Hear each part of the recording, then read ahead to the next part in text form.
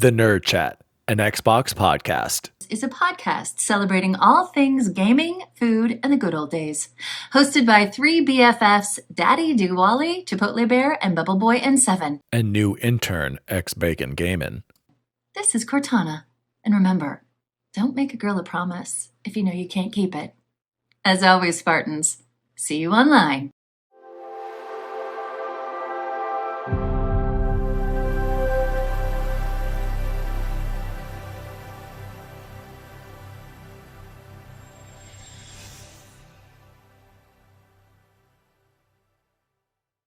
Oh, hello. DaddyDWALLY here, and welcome to The Nerd Chat, an Xbox podcast celebrating all things gaming, food, and the good old days. This is episode 91, and we are going to talk about an awesome week for Xbox, and yet I still hear people complaining. I'm about to go on a rant here. I'm pissed off. So be ready for that. Joining me, as always, is the assistant to the co-host, Chipotle Bear. How are you?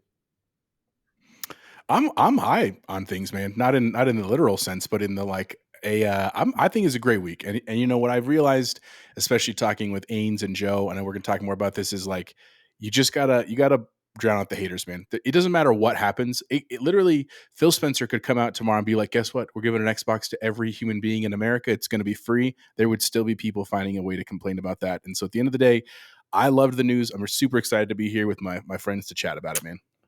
I wish I shared your optimism, but Joe this week was also sick of it, and I'm sick of it too, especially when it comes from people making Xbox podcasts, still finding stuff to complain about. But anyway, joining me as always is the assistant to the co-host, Bubble Boy and Seven. How are you?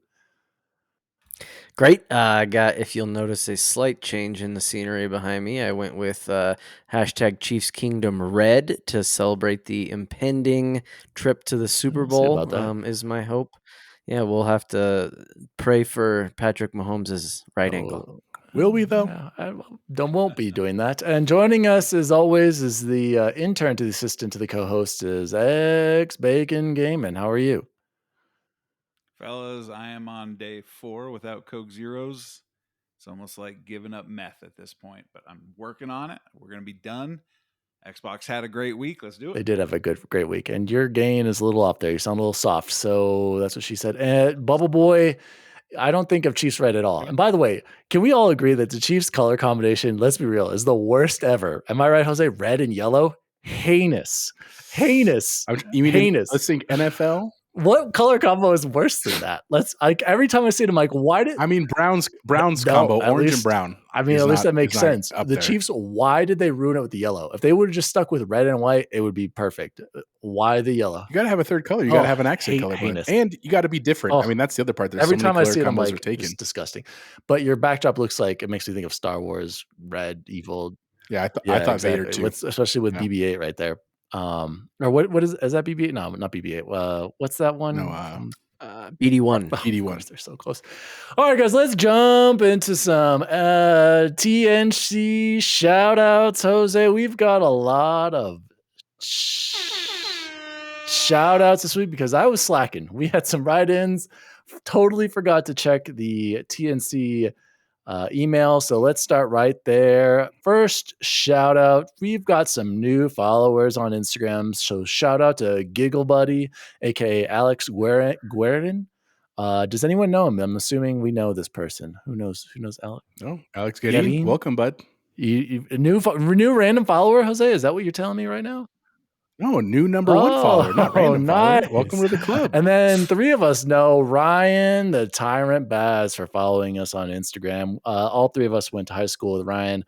Actually, did you meet Ryan Bacon when we went to Third Eye Blind? There was a lot of names to remember. I very well could have. Bacon, let's turn the game down. Too high? Did I go too high? Good God. Oh my God. You're speaking in all caps here, Bacon there. He did meet Ryan. He met Ryan in the parking lot while we were heading up to the concert, and I will be seeing Ryan here in a couple months to see Third Eye Blind again at the Colorado Springs Symphony Hall. They're going to do this acoustic set, so I'm very, very excited to do that. And then we've got another. Good to hear from you, Baz. Yeah. From all the way up there. Is Baz, is he Mount Evans or he's still our outdoor lab, but he's killing it up there. He's doing great stuff, bud.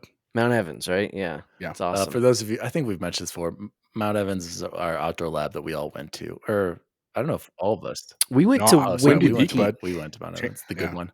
I actually got to go to both. Little fun known fact. You were like one of the counselors. No, well, I was when Court was in 6th grade. When we went back to Windy Peak, I got to do a summer outdoor lab. Oh. That summer going into 7th grade. Did you get archery at Mount Evans? I never got to do archery. Erroneous. I never got to do it. I remember we sang one of the Pocahontas songs. All I remember. That was. What color is your wind? That's what I want. Exactly. No idea. Brown. All I remember is forgetting chapstick, and my lips were chapped the entire week, and nobody shared. And it was, I told you guys, it's traumatizing. Now that's you, who Napoleon. Shares chapstick? Dang, my lips are chapped real bad. Moving on, let's give another huge TNC shout out. Jose mentioned her last week, and of course, she had already written in, and I'm an idiot. Claire Fowney wrote in a while ago. I am so sorry, Claire. She said, "Hello, gentlemen.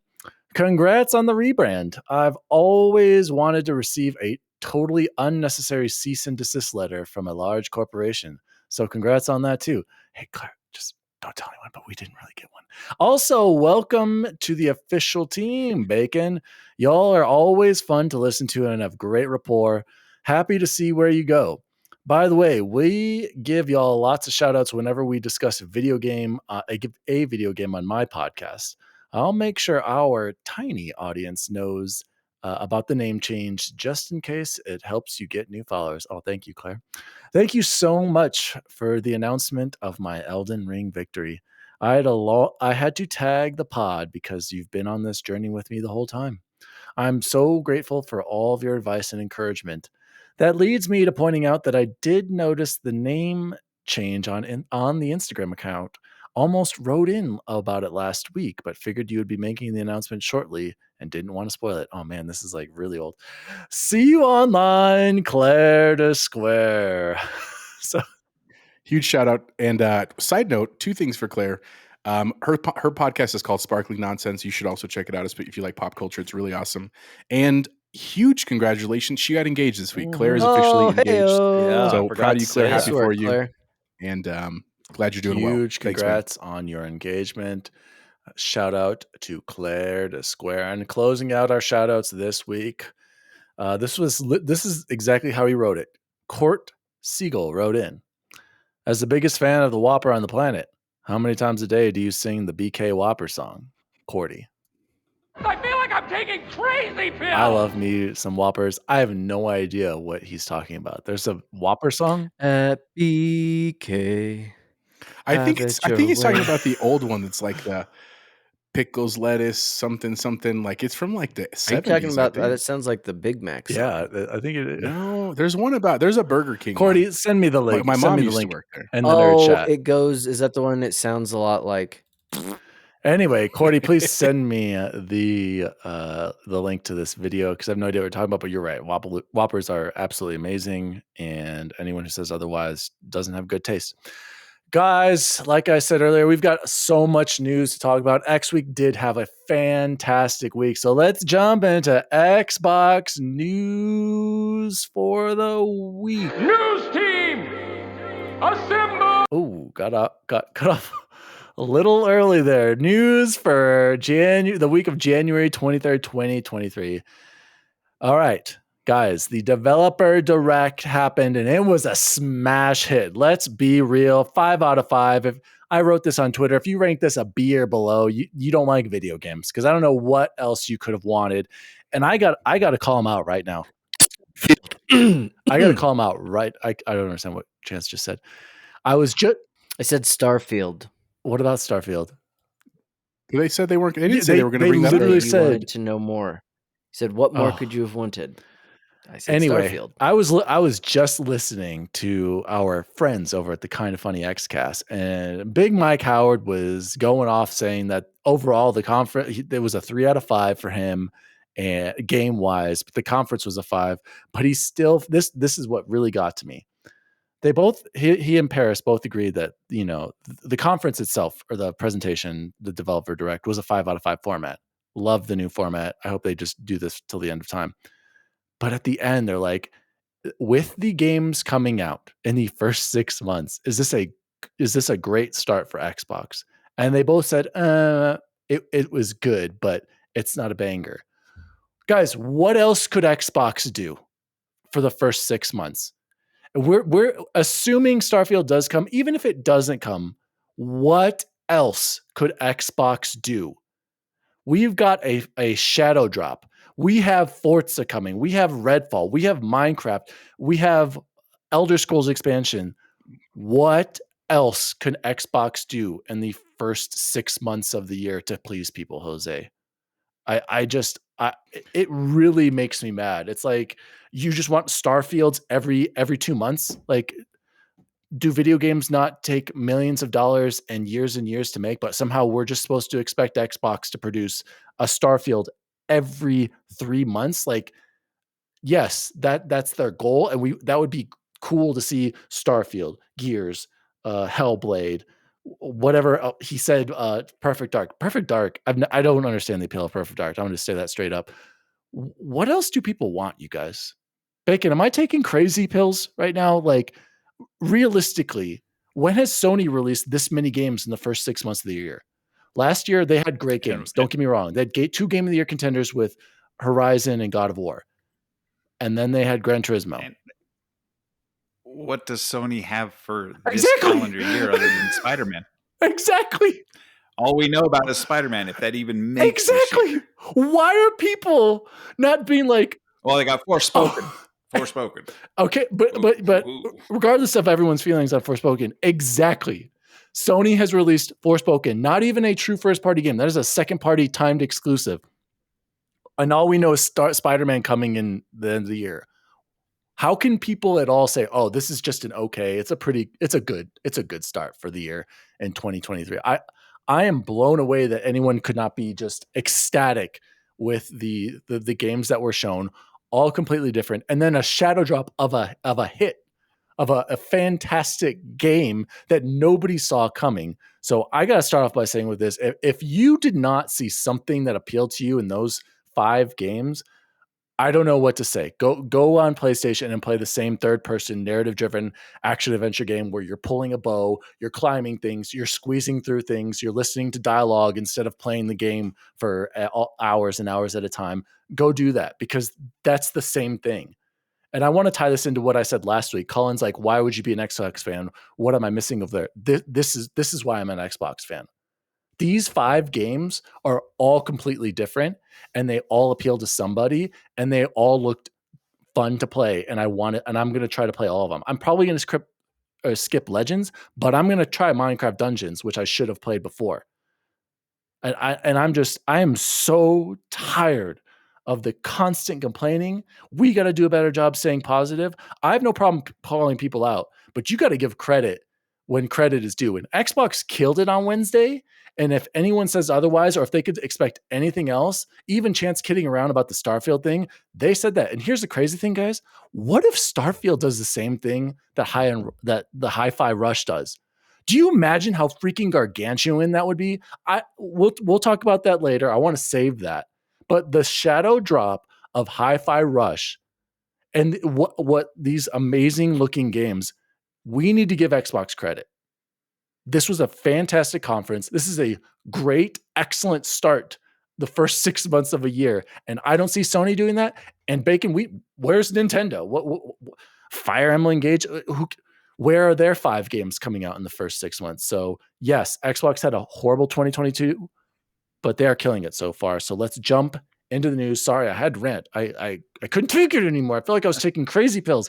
News. Yes, we need to be more positive. Exactly. Item number 1. Xbox and the Bethesda Developer Direct showcases games coming to Xbox, PC, and Game Pass from Joe Screbbles' Xbox Wire, and this was just January 25th. Is it Mojang or Mojang? I should have listened, Claire, more.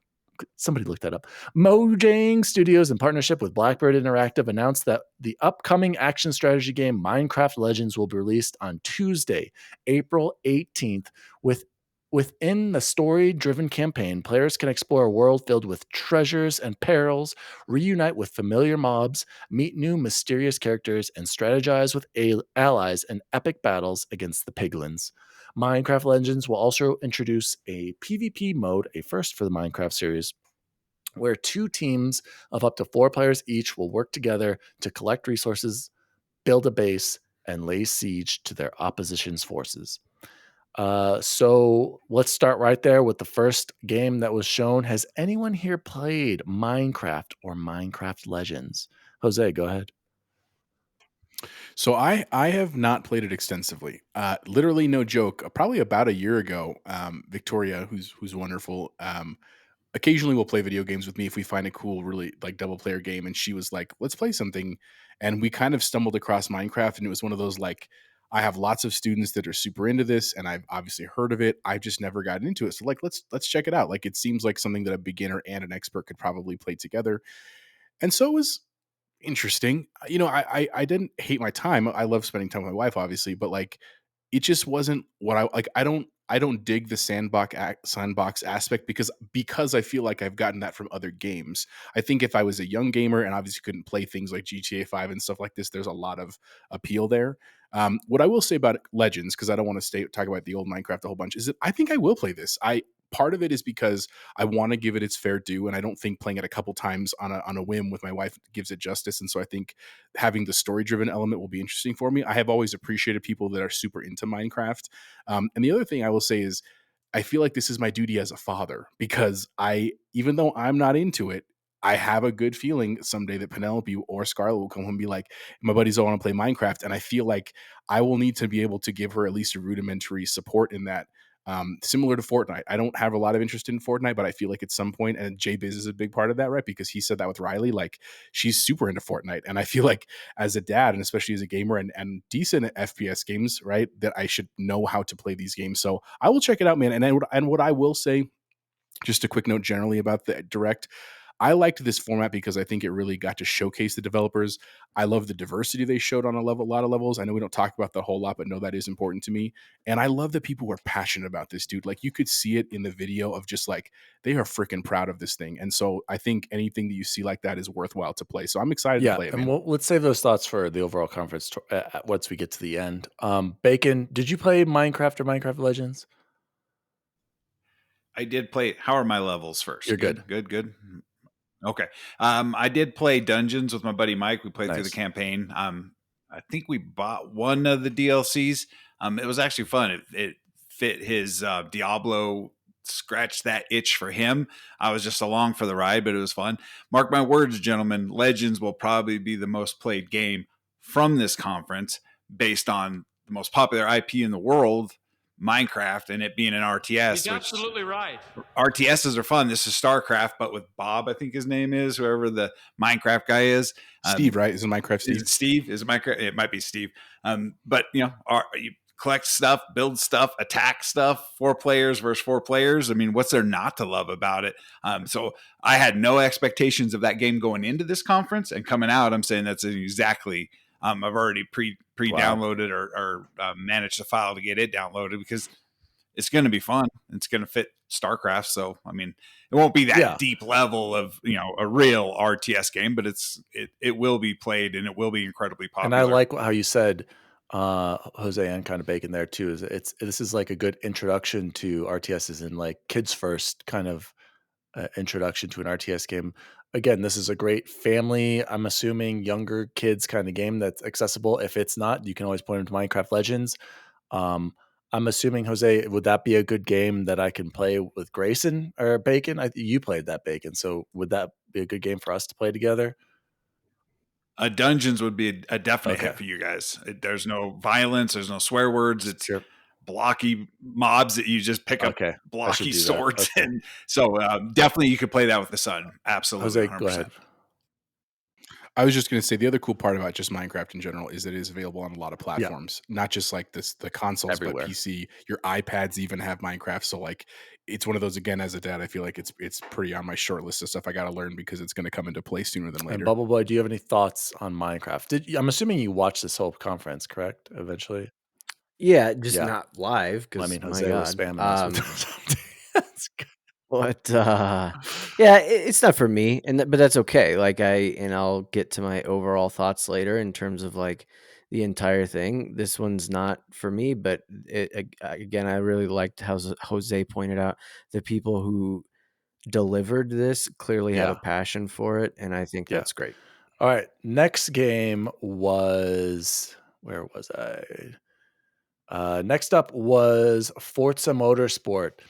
Turn 10 Studios showed how it's making Forza Motorsport look, sound, and feel real through its cars, tracks, and audio, all while delivering a generational leap in fidelity, immersion, and realism. Forza Motorsport is the most technically advanced and authentic racing game the team has ever made, built to take full advantage of the Xbox Series X and S consoles. Chance, I think you're the only real other Forza Motorsport fan here. Are you as excited about this release as I am? Because when I was seeing how incredible it looked, first of all, but more importantly, the changes they made, the tracks, the career mode, just hearing the lead designer, I should have wrote his name down, talk about it. Like, I know. I was like, I usually, I always play the Forza game. This sweet Forza vest. I was like, man, I cannot wait to play Forza Motorsport. And I think this game's going to be spectacular. So are you excited, Bubble Boy? I am. I do think it's a little bit like of hyperbole to be like, it's the most technically advanced and authentic racing game that's ever been made in general, or generational leap in fidelity, immersion, and realism. Like, I think that's like, I kind of wanted to be like, pump the brakes a little bit there, because when I hold it up from the little bit that we saw to everything that I've experienced in Horizon 5, like, I don't see the massive hold on, listen. I could see the differences, right? The stuff that they highlighted in the showcase, obviously. But what I'm saying is, what I'm picturing is when I'm starting to play, am I going to notice all those things? And then to me, I imagine I'm not even going to notice that. I'm going to be like, it's like Horizon, but more focused, right? Yeah. Horizon's like the open world kind of, for lack of a better word, RPG racing game, where this is going to be more like the simulation racer. It is the track, right? game. And so I am not saying that I'm not excited. I'm not saying it didn't look absolutely phenomenal, but when you compare it, and maybe that's what I got wrong, that they're comparing it to Motorsport 6, and which I played very, very little of. If they're comparing it to 5, like, that bar was already set so high that it's okay with me that they just jumped a little higher. Bacon, does that make sense? Not really. I think it looks phenomenal. I think this game's going to be, I don't think we're giving it enough credit, to be honest. And I think Ains he's been a huge, fan of this, and he can't wait. Before I throw it over to you, Bacon, I did want to ask Chance really quickly. Did you guys, or all of you actually, did you see, are we concerned though? Still no release date. That was a big red flag to me. But then there were these rumors floating around that if you looked closely at the coming 2023, if you look really close, the G in the coming does look like a 6 the way it's written. And then they're like, people are thinking, is it 6, 20, 20? Who would use that font? Oh my gosh. Yeah. Like, who would use that font if it wasn't that's a weird font. I think there's something to it. Okay. I mean, even if it's not, like, to be honest, we've got a lot of games coming out in the next few months. I don't know. Does it need to come out? But Bacon, go ahead. Your thoughts on Forza in general. The technical showpiece that is going to be Forza, real-time ray tracing, see ray tracing. I'm going to experience it on the 4090, so I'm pretty stoked. But I'm actually going to go get a steering wheel. That's what that's pedals. What I'm thinking. Like why? I don't think it's going to be right on the sticks. But when you think about it, Chance, there's dudes that have full-on channels dedicated to Forza tuning cars and telling guys exactly how to. You're going to feel it, notice it. Some of the as a car guy and a mechanic myself, just seeing overall the tuning and the other aspects they're adding to this game to make it, as immersive as humanly possible. This guy is absolutely the limit for this game, and watching that back in 4K was like, my phone did not do it justice. It was. I get all that. I'm just saying, for me, I don't know that I'm gonna think of it as this massive leap forward compared to Horizon 5. That's fair. That's fair. That is not a diss. That's not me saying like, oh, this was underwhelming. Not at all. I just know that I never thought I would like Horizon. Like, I used to be a big Gran Turismo fan, and I was really surprised at how much I like Horizon. And I've shifted, right? Yeah, I'm more like, I don't have any desire to buy Gran Turismo. Well, you won't have to buy Forza since I love Game Pass. Well, I know, right? Yeah. 500 cars. Yeah, but off I the heard rip. like, I mean, know. that's a lot of cars, but I mean, it should have a lot of cars. I'll just say, I think you're right, Chance. Coming from Forza 5 to this, yeah, you probably won't think it's that much better, but I think coming from the previous Forza Motorsport to this, I do think it's going to be a huge step up. And I'm more excited about how they're adding a 5 more tracks, I think is what they said. So I'm very excited to see those, see the dynamic weather, and then hopefully a new revamped campaign. So I'm super excited. Chapo, closing thoughts on Forza, because you're probably gonna pass on this one, huh? So I will play it because I feel like I owe it to the studio. Honestly, Turn 10, and shout out to all of them out there. But I will be honest with you, you're 100% right. Like, sim racing games are just not the kind of game that I like to play. But again, there's a couple things that we didn't mention that I think are worthwhile. Chance, I hear you 100% what you're saying, that like in real time when I'm playing, will I really notice the ray tracing? Will I notice the dust accumulating? And maybe you will, right? Maybe we don't know. We'll obviously see when that comes. But I have to imagine with this running natively on your X on like an OLED, this is going to look absolutely stunning at the massive sizes that it's getting shown at. The other part is that remember that this is the same tech that is potentially available for the new Fable. And I didn't realize that till I was listening to Unlock today. And like, that is very exciting to me, because when you see some of the way the environment stuff is shaping up, again, I understand they're different genres and different games, but that's really cool. And remember that this is the first racing game that is exclusive to this generation of console. It is not being released on the old hardware. And so I think we really, truly, I mean, I do agree that Horizon's amazing, and I would choose Horizon over this for sure. I agree with you, but I think it will be very cool to really see what they're able to do to push the envelope of the hardware, because we haven't seen that in a racing sim really to where it was designed for it and on it. So I'm excited for this as well. And again, I thought it was cool, man. Even though, like Bacon said, I didn't see it in the true 4K like downloaded version. I watched the true live stream, and even in the live stream, some of the shots where you could see like the up close paint and stuff, where I'm like, that is insane that you can render that on a computer and it looks like you're have a video camera next to a car. I think that's incredibly technically impressive for sure. So very excited. That's where I'll leave it, Dan. Yeah, I cannot wait for Forza Motorsport. And I gotta say, even if you don't really like the simulation part of it, Jose, or you're not taking the career, go play some online races on the track. Some of the funnest streams I've had with Pony watching, just getting angry. I called it angry Forza racing, because some people will just randomly hit you, and it's chaotic, and you get pissed off when you're winning and somebody makes you spit. That's how I feel about the Drivatars and freaking Forza. It is. I was mad at Mickey for like 6 months. It is a whole nother dimension though when you're racing against real people online. So I will have to say that. I liked how you pointed out that this is going to be is this one of the first, or maybe this is the second next gen only game for real now? Is HiFi Rush? I'm trying to see. I'm looking it up right now. I think HiFi Rush is only on Series X and S. So besides that, like, this might be the first true gen. Yeah. Actually, HiFi Rush, I'm looking at right now, it is only Series X and S. So that is the first next gen release of a first party game, and then this will be second. So shout out to Forza Motorsport. Cannot wait. Give us the date whenever it's ready, is what I always say. But yeah, I'm fine. I mean, if this even came out in July or even August, like typically Forza, I remember, comes out usually in August, September, that area, I'd be fine with that. Give it some of these other games time to breathe. Let's move into the next game that was shown. Oh, wow.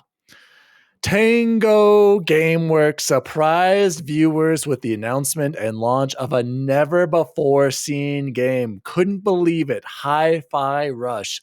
Unlike anything previously released by Tango Gameworks, HiFi Rush is an over-the-top single-player rhythm action game in which the entire world moves to the beat. Players take on the role of Chai, a free-spirited slacker with rockstar ambitions, whose music player is fused in his chest. Chai must defend himself through rhythmic combat, featuring licensed tracks from iconic rock bands, including Nine Inch Nails, Black Eyed Keys, with the help of a motley crew of allies. The Black-Eyed Keys. Wow, gentlemen. Nothing like the Shadow Drop heard round the world. Jose and Bacon, I saw you guys have played it too. Give me your news on the massive, just incredible news of the week. How did they keep it a secret, guys? I remember there were slight rumblings. Man, out of nowhere. I'll start with you, Bacon. What did you think of the game? I think we all just beat the first boss. Yeah, I think I need to bump up the difficulty. Playing it on normal seemed a hair easy. I don't know about you guys, so I'm going to probably bump the difficulty up tonight to see if I don't know how the further levels progress, but getting through the first boss, that art style of this game is incredible. Chef's kiss. Dude, it is amazing. Absolutely superb. And to get this from Tango, like they said, I loved how they presented it too. Always right. They're like, we're known for the Evil Dead with all dark and gray and everything during the presentation. Oh man.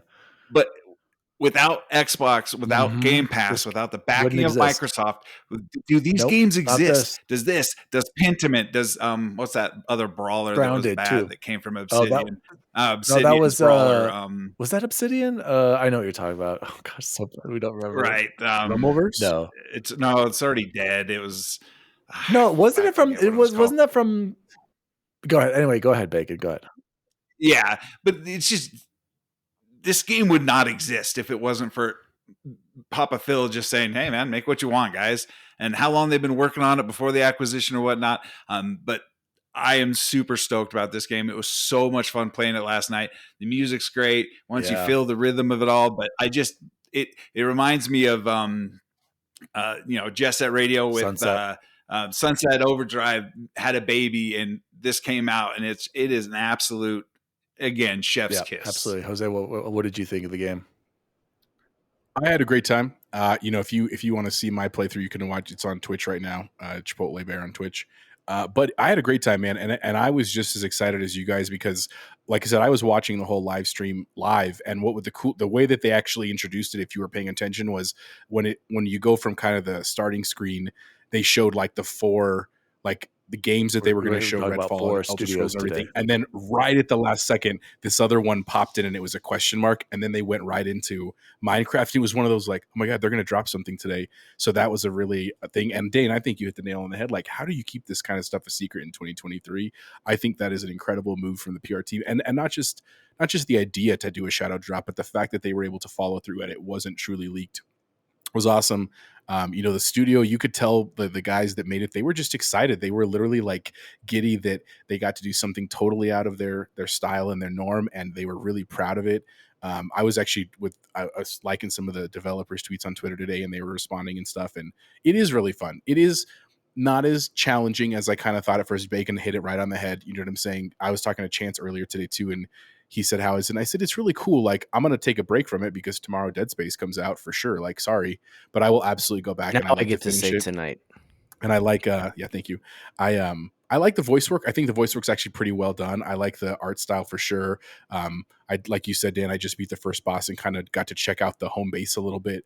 I didn't buy any upgrades yet because I'm saving my money to get the most expensive one first. That's what I like to do in games, is buy the most expensive stuff first. But I enjoy it, man. I think it's super rad. I definitely will plan on finishing it. And I do have to also say it was a cool feature, and I just don't know if because I'm new to streaming.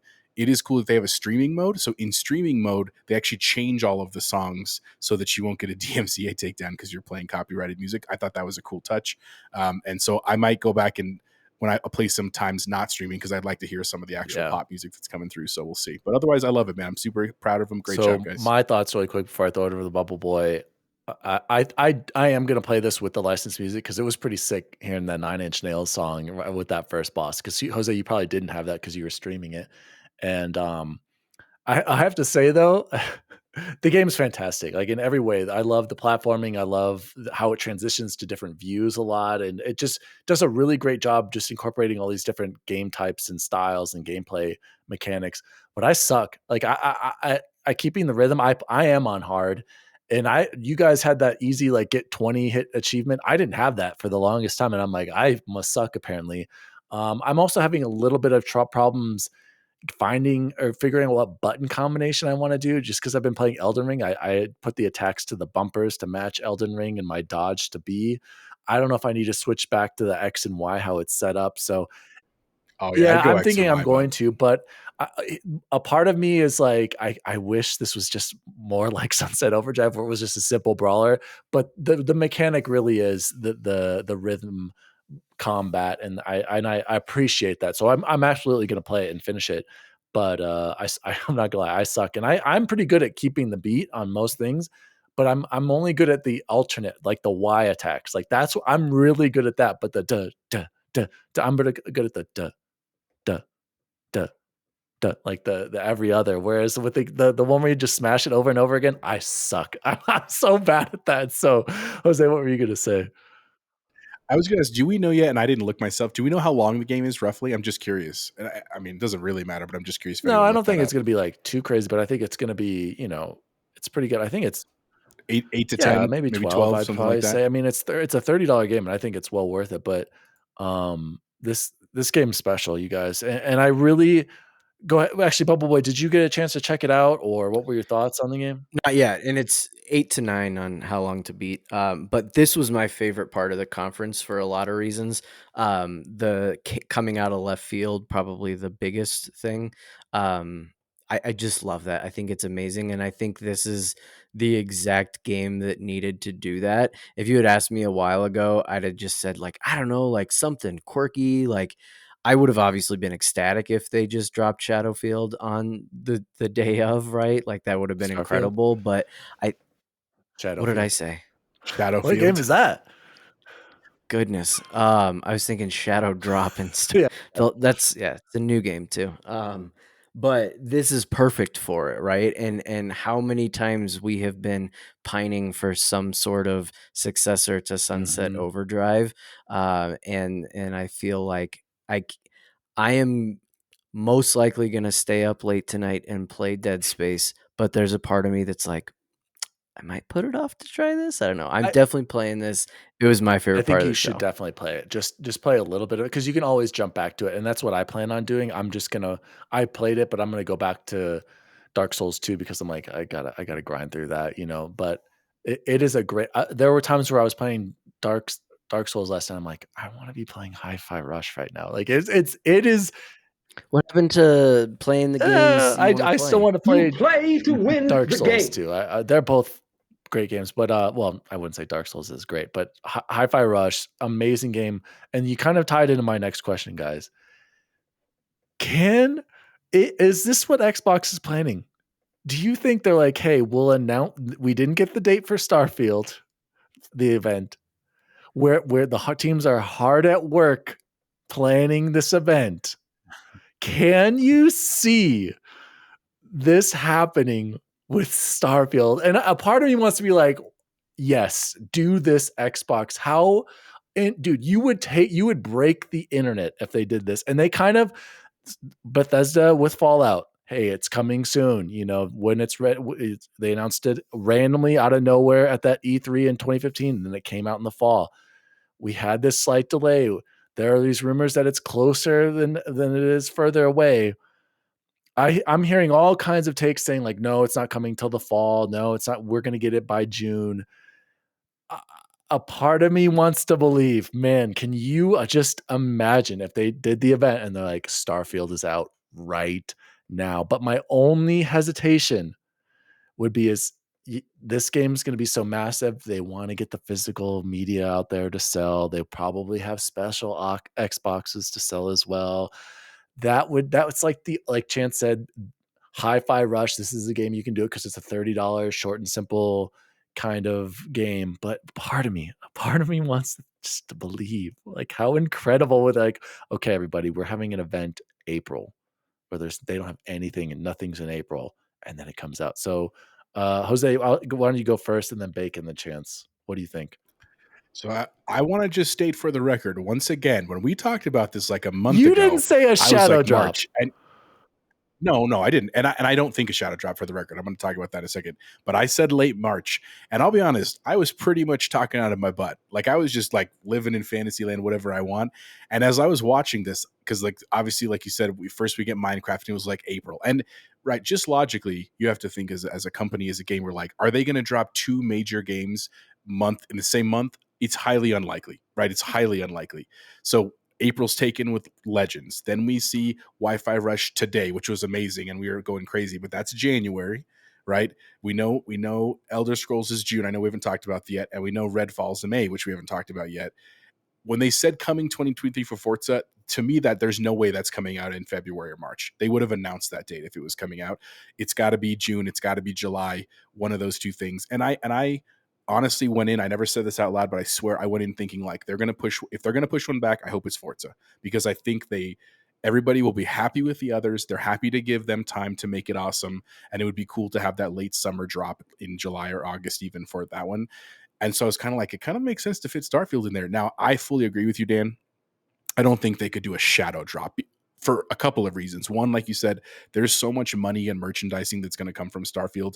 They can't give that up with the shadow drop, even things like steelbooks and collector's editions and stuff. The other thing that I think you have to consider is the download size. Like if they were like, it's available right now, they would crash the servers, dude. Like literally it would crash the servers, everybody trying to download 200 gigs from them. You know what I'm saying? And so I think what's more realistic is something like, I think what would break the internet is to say, like, let's say the developer direct is on Tuesday and they're like, 1 week from today, it's coming out. I mean, that would break the internet still, or even a month from today. So let's say they do the Starfield conference around Valentine's, right? Let's share the love event, right? Spread the love event, or a universe full of love is their theme or something like that. And then all of a sudden they're like, and guess what? 1 month from now, mid-March, St. Patty's Day, around Chance's birthday, right, end of the month, we're dropping Starfield. I mean, even that is enough time to get the consoles out, to get the pre-orders, to get the physical copies, to do the download stuff, to do the preloading and stuff, and people would just be freaking pumped. And then that still gives you really a month to 2.5 to 2 to Redfall. It is only a month to Minecraft, but remember, Minecraft isn't necessarily aimed at the adult population. It is to a degree, but it's not the big showcase stopper that like is the same way that Redfall is. So anyway, I'm very excited, man, for Starfield. I know that Chance said earlier we would have loved to get that date here. That was a wish list item for me. That did not take away from me on this, and I know we're talking more about that later, but those are my thoughts. Go ahead, Bacon. So the beauty with what they did yesterday is they didn't give Twitter a chance to zoom in with their monocles and break down pixels and chance to call the game trash and like Game Pass fodder. Yep. Right. They dropped a game. It took over the internet. It's number 4 on the Steam charts right now. It's out streaming Forspoken on Twitch. So it's the ultimate mic drop moment for Microsoft. Now, my only fear for Starfield was they got to have the game in the hands of the reviewers, your skill ups, your why did they do that? ACGs. They didn't do that with HiFi Rush. Why do they? This is a AAA game, right? This is our game of the year contender, though. I they think can still, that should shadow drop it and be like, we're giving it to you a week early. You can't say anything, or you're done from us for the rest of time. You know, like this is a big deal. And then as the event ends, NDA comes up as it. Yeah, I mean, it's viral marketing. What Microsoft did to change the whole outlook of what we went through last year in the span of 40 minutes on Wednesday completely changed the whole tone, the whole conversation as to what Xbox has suffered through for the last year. And so I absolutely applaud them for the shadow drop. And would I love to see Starfield shadow drop apps a freaking lootly, because that would absolutely break the entire internet if that happened. And I wouldn't put anything past them because they missed their date. We're all waiting. Phil might be like, hey, enjoy. Game Pass now. Bubble Boy, your thoughts on the shadow drop? Because you kind of mentioned Shadowfield there earlier. Yeah, no. I saw Jose raise his hand and Bacon raise his hand. So I was like, well, I probably ought to raise my hand too. So I feel like I already said everything. Bacon or Jose, are you really raising your hand too? I know I am, for real. That wasn't a joke. You know, another thing I didn't think about too, and this is a reach, but just thinking about it as I was thinking about it, as Bacon said it, what if they said it's a shadow drop on Game Pass today and physical copies are out in a week? Like, I know that's a real high risk, but if you want to talk about a way to sell Game Pass subscriptions and get people on the service, you would go nuts. And it still affords that opportunity for someone that's like, look, I want the Steelbook. It's okay, I'll wait. That's what I'm waiting for. Or I already have Game Pass and I still want the Steelbook or the console. Like, you can get started right now on your phone and then play it on your brand new Starfield Series X. I mean, And it would break the internet, though. We wouldn't be able to honestly- get that download. You're absolutely, dude. People would be losing their minds because it's never been done. It has never been done. What if this was the test bed, though? Like, for maybe it's not Starfield, but what if it's another game? Like, honestly, that we know is coming, and they're like, hey, Hellblade's out today.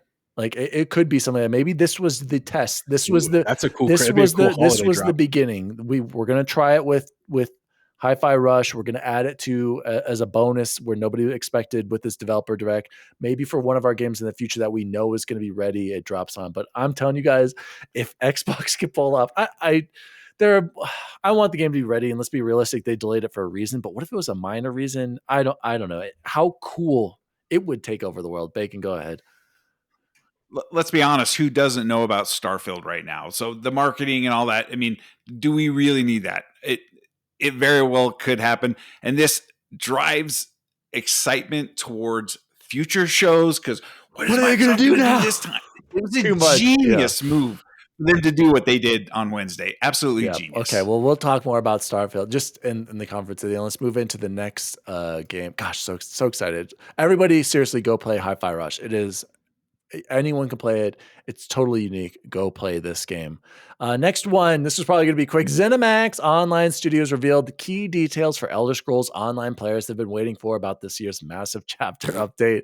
The Elder Scrolls Online Necrom, launching this June, will return players to the alien lands of Morrowind, Pony's favorite spot in all of Elder Scrolls, to adventure in its unexplored eastern regions. The chapter will also introduce fans' most requested feature, a new playable class, the Arcanist. The Arcanist will bring in new abilities and mechanics and marks a third new class introduced since the game launched.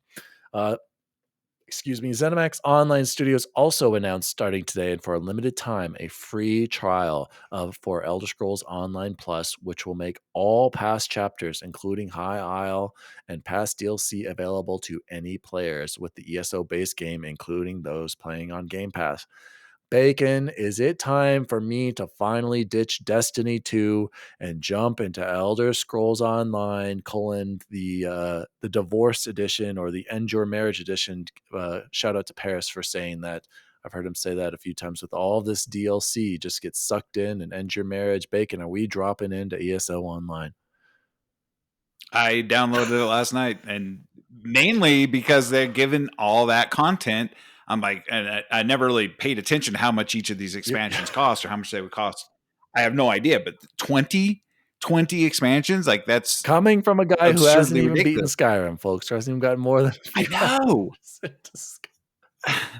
It's so much walking in Skyrim. I can't figure it out. Elder Scrolls Online, but it's worth it. It's worth a try to see what it's about. It's really popular. Yeah. I got friends on PlayStation that stream it every single night.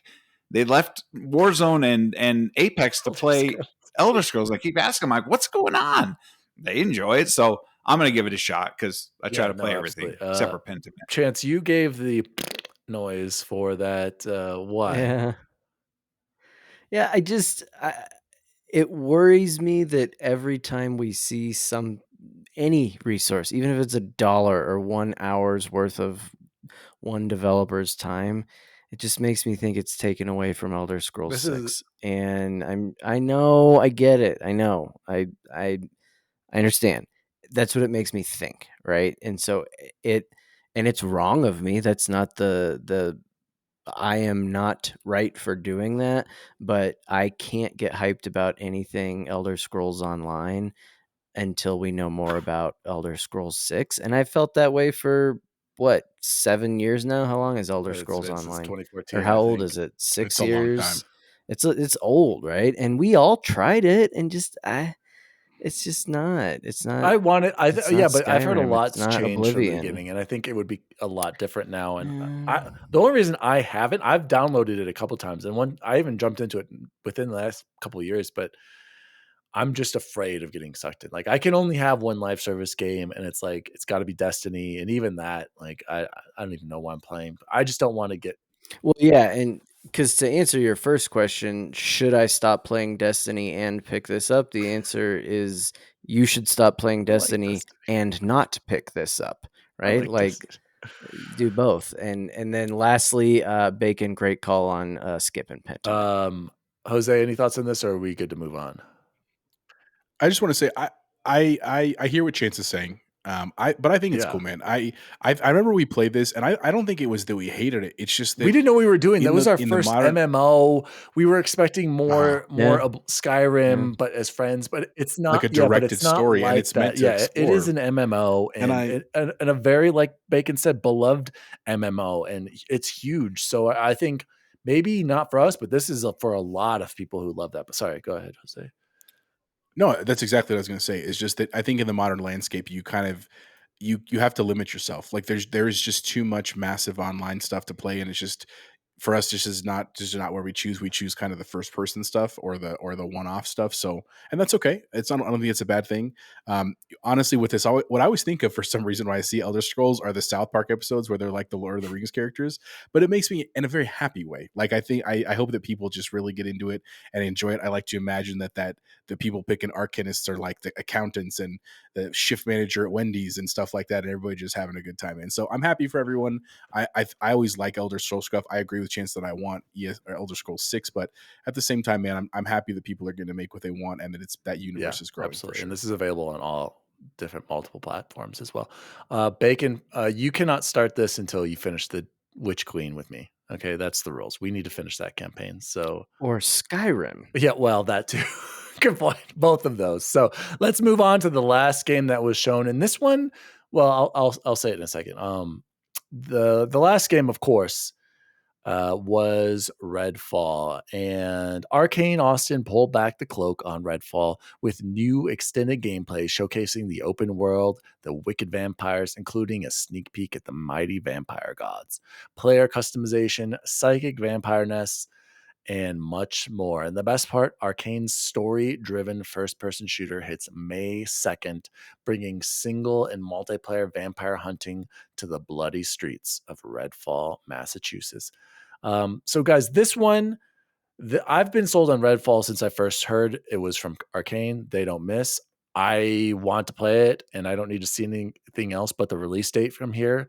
And I'm ready to jump in. I've been ready to jump in, like I said, from the beginning. I think it looks beautiful. I think it looks very atmospheric. This is the game where I saw lots of mixed reactions on Twitter. People being like, "Oh, I'm super high in this now," or people being like, "Oh, I didn't really see any. I don't get the appeal of Redfall." To me, it looks like a very unique first-person shooter. I dig all of it, and I don't need to see anything else. I just want to play this game. Like this is the one where I'm like, I just want to play it.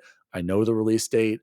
I give me May 2nd, and my only concern is, are you going to kill the momentum or any momentum this game has if you release Starfield with the shadow drop earlier? So maybe it would be better to release Starfield after this. But Bubble Boy, go ahead. Yeah, I'm not going to say the only way.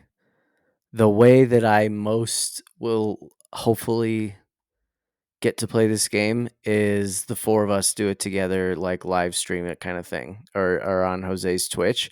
I think that's what we need to do. We keep why progression is bad. You can't.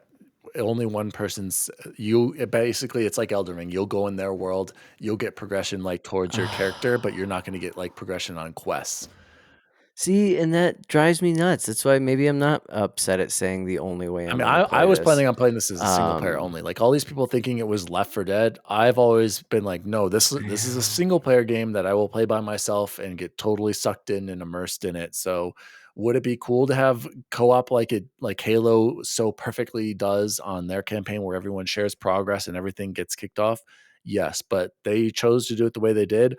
I think that's the problem with this game is most people think for some reason, I don't know why they pour transparency or communication on their part. This should have been marketed as a single player game first, where you can drop in. Whereas I think most people saw it and was like, "Oh, this is like Left 4 Dead or Back 4 Blood," and they have, to their credit, been like, "No, this is not like that.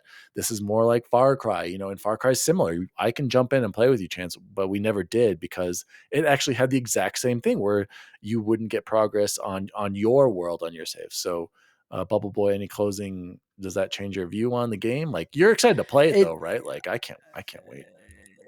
I am warming up with each new like story that I see or addition that I like they those bloaters. talk I about. want to be that for it. cloak guy all the way too. Jose, go ahead. I think you raised your hand. I'm very excited for this, and I'm the same way as Dan. It's not because I don't want to play with you guys, and what I honestly hope happens is I hope that you can create 2 separate save files, and I can basically pick Good my idea. main that Yeah, I want to play like by myself, Destiny. my own story, and then a secondary ones because I tend to like sniper class, but I don't want to play that That's in a my own great idea. playthrough. And then what I can do is like, hey, Friday night we're gonna get together and like whose progression are we gonna help? Let's go get on Bacon's progression, right? And I can just screw around and have fun because Great point. I do want to experience that moment of like all 4 of us in the arena and someone through the elevator that's bouncing and someone's throwing out the robot dog and stuff. Like I do want to have that experience, but I don't think one, it's realistic with our schedules, like just knowing us as working people and parents and our gaming husbands, schedules. right? And so Bubble Boy's asleep when we in our start. gaming schedule. I'm saying if we want to, this would be the one I could. We got to make the for. commitment. We should do it. I would love to do that truly. And then on top of that, I let me start with this. Ever since I was a very young kid, I was a huge fan of Blade, like the Wesley Snipes Blade. I know everyone laughs at that. I love Blade. I think it's a badass movie. And so I've always thought that they should make an awesome vampire I'm game. so Like I pumped for don't this. know why. Like we have Castlevania, which is fine, right? And I know we have elements of vampires in games, but like a true vampire hunter game, this is the closest that I've ever seen to that. And I forgot what I was listening to. They were talking about like we've had so many content with zombies, so many amazing content with zombies. It's really cool that we're finally getting a new type of enemy in vampires, and so I'm excited to see it. I know the art style, I was expecting a tiny bit more realistic, but it's fine. It's not going to degrade my experience. Arcane style for sure, and it fits the Arcane stuff. I think Arcane is a dope studio. I don't think they miss, so I'm excited. Everything. The only critique that I have, and it is the only one that's really a question mark more than anything, is there were a couple times in the videos where they were showing you aim down sights, and I couldn't tell if it was like, is there like 3 kind of levels of sights? Is there one where it's like the hip shooting, where it was just kind of like you're hoping you get lucky, and then there's like a halfway one where I feel like it wasn't quite like aligned in terms of like aiming, and then I do you heard get on like the Block true talk about this, the girls on there, and I just think you got to this. You can't. It looks slower pace in general, and I think you can't treat this like a Call of Duty shooter. Like it's an art. And to be fair, Prey exactly wasn't the best shooter, but it was still a great game. So Yeah, right. I trust Arcane. I think, and when you're thinking about it, Jose, just think of it as one of those canted sites in Call of Duty. Like you're right, there was kind of like that in between, but I didn't notice it when I was watching this trailer. They're all like, "Oh, it looked so weird with ADSing." I'm like, I'm gonna wait until we get our hands on it. Well, and I think what it reminds me of is it reminds me of Prey. You brought that was a great connection, Dan. Was like, this is not a run and gun for me. This is not a just go in guns blazing. This is a like calculated. You're going to watch patterns. You're going to say like, I'm going to take this one out stealthily. I'm going to go get this first. I'm going to throw my, like, I liked the scene where they showed the guy going invisible to get around that person in the front and then from behind. Like that's very cool to me. And I also think that in a multiplayer is hard to do. So I'm excited to get both experiences of the first person by myself and then the group thing for sure together. So I'm very excited. I'm pumped. I've been waiting this for so long since it came out. But I'm happy. Before I throw it over to you, I gotta say I did watch. I don't know if it popped up. It probably did for everybody when it popped up on your Xbox to watch it. Like, did you guys select that? That's how I watched it, and on the OLED chance, this game looks crazy. And I don't even think it was 4K. I think it was just 1080p upscaled on my TV, and I was like, this game looks beautiful. Like very atmospheric. I cannot wait to play this game. Every time I see it, I think it looks better and better. Bacon, closing thoughts on Redfield. Are you higher on this or lower? Because I don't remember what your feelings were about Redfall from the beginning. My feelings have changed with each, just like Chance, with every new iteration, every new teaser, trailer, blog post, or whatever that's come out. I was one of the ones that thought it felt like a Back for Blood or whatever early, and as it's progressed in the last few months, where story missions and it definitely has Arcane's DNA all over this thing. It's pretty sweet. I was a little concerned with some of the slower movement in the shooting. Maybe they're just trying to do it slower so it didn't show particle effects or whatever. And so you can see it. Yeah. Right. Maybe just the play style of who did whatever they did for that, but I'm not concerned. The save file thing does have me a little turned off because it happened to me in Back for Blood. I played with some boys and I wanted to come back in and do a solo, and I'm right back bog at the first, and I'm just like the first level. I'm just like, I'm not doing all that again, and I basically put down Back for Blood because I put 3 or 4 hours in, and I didn't get anything for it. So, but I do like Jose's idea about the double save files. That makes sense because if you're going to play with your boys, you probably should do it on a separate save. And you also want to be able to hear the dialogue when people are talking in chats. And I just had to mute guys when I'm playing Mass Effect because I'm like, I want to hear what's going on. I need to know the story. People are talking about another game they're playing, and I'm like, no, I don't want to be in this chat anymore. But Redfall is definitely going to be a must. Day one, we're all going to play it. We're all going to enjoy it, and let's kill some vampires, right?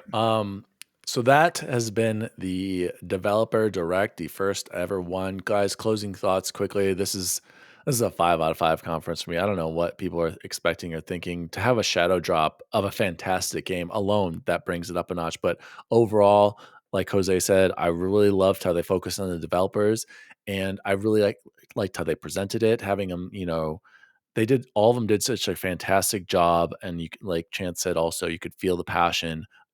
I think this is fantastic.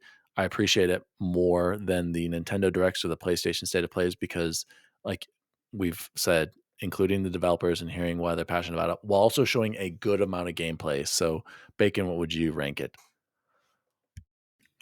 I give it I do a 10 scale, so I give it a 9 out of 10. You have to make a decision. Okay. It's either a 4 or a 5. Jesus, I'm gonna give it a 4 because of the Forza date alone.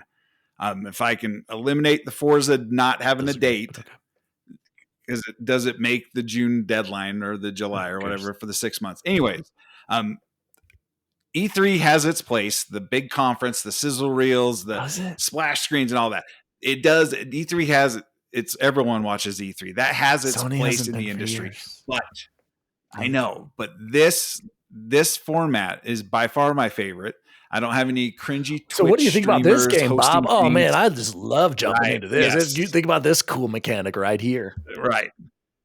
So some of the presenters may have been a little twitchy in this thing today or Wednesday, but overall, this is the format they need to go with. So I can learn more about the game, the mechanics, the hub worlds, the stuff that actually is important to me. Like, does it really matter since we get to try it for free or for low cost in Game Pass? No, it doesn't, but it helps with everyone who's not a Game Pass subscriber. You can get down and see, change my mind on Redfall, change my mind on Elder Scrolls, change my mind on Minecraft, and then shadow dropping. I mean, mic drop, boom. And they didn't even do that as the last presentation. That was the third. They're like, shadow drop, go play. Let's finish this up. So going forward, and I know Phil and the team have seen the overall reception to this format, and they know everybody loves it, and Twitter's a mess right now because of how good it was. So hopefully they continue this going forward on their important games or their mid after E3, their fall showcase or whatever. They can keep doing this and cut out the XOs and all the rest of that stuff and just focus on something like Bubble this. Boy, what would you give it out of 5? I was disappointed. 3.5. A number, an integer. Yeah, 3.5 is a number. 7 out of 10. I was sad. Then I have to give it a 3. I was sad that it wasn't at night. Like, I don't understand why they had to do it at a time of day that, I don't know, like, they don't have random NBA games in the middle of a day on a Wednesday. They don't have what? Why are you shaking your head? It's a completely different thing. Like exactly. But like, what other things happen this way that are supposed to, where they track viewership and they want to make this big statement and everything? They lost viewers because of when they did it. I believe. You asked me what I thought. That's what I think. I wish it would have been at night.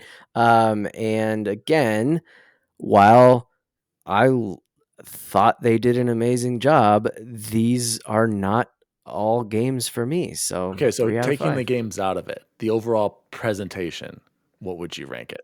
Yeah, should have been at night. What would you rank it? It should have been at night. 3 out of 5. I think it was a perfect time in the middle of the day. Jose, what about you? Xbox is trying to be a global company, so we're trying to reach everybody. Oh, stop. We can't just I think it was we're trying to get Japan for HiFi. I don't mind the time at all. I think it was great. Jose, what about you? So I'll be honest. I also have to disagree with you, Chance, but not for the same reasons. Here's where I think it was during the day, and I don't know.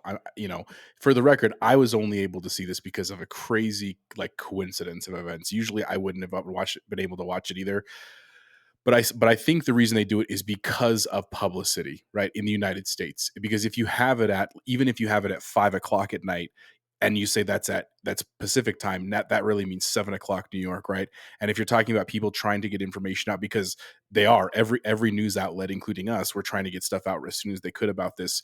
That's a huge burden for those stations, and I know Not that's crappy. anymore. No, But not I'm saying, anymore. but That would no, have been when newspapers were a thing. no, but I'm maybe. saying if you release it at 7, then you're having all these companies think of like IGN where they're telling their people you have to watch this and give me something by 9 p.m.